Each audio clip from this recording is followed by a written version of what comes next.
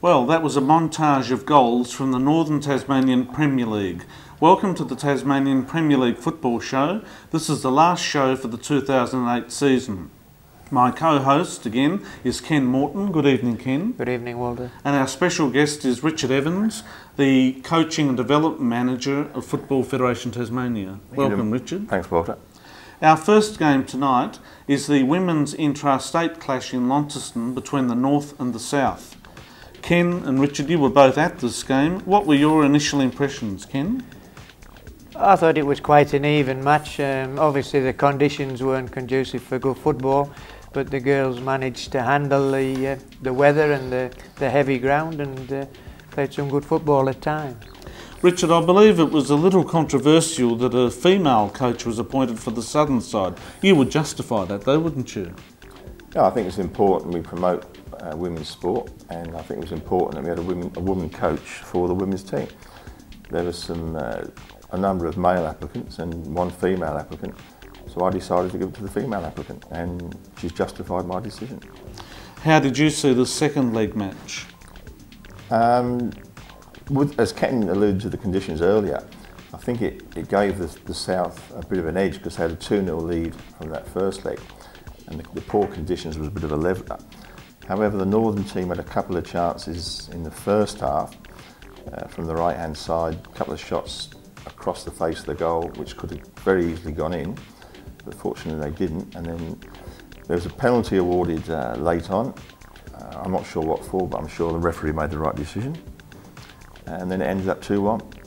So over the two legs, which the South won 2-1 on aggregate, would you say they were worthy winners? Yeah, Richard? I'd say so, definitely. Did anyone catch your eye in particular, Ken? Well, there was one or two of the young ladies played quite well and quite brightly, and Melissa is a really strong defensive holding midfield player for the South. She did very well in this game, kept the team together.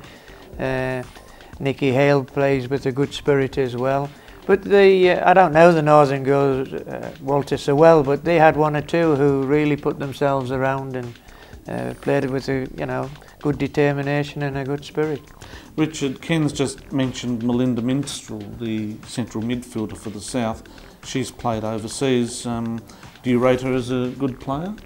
Oh, yeah, technically she's excellent. Free kicks, corners, she puts teams under an awful lot of pressure. She can virtually put the ball on a sixpence. So she's very good at that. The conditions on Saturday didn't allow her to do that because the wind was just blowing it out. One other thing, the goalkeeper that played for the Southern team last week,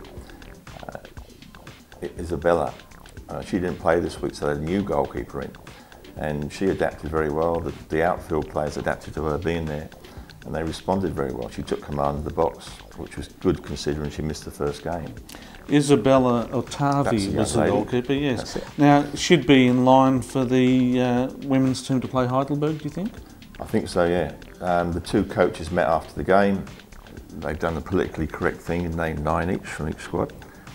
And that'll be sent through to me on Monday, and you'll have a list as soon as I get it.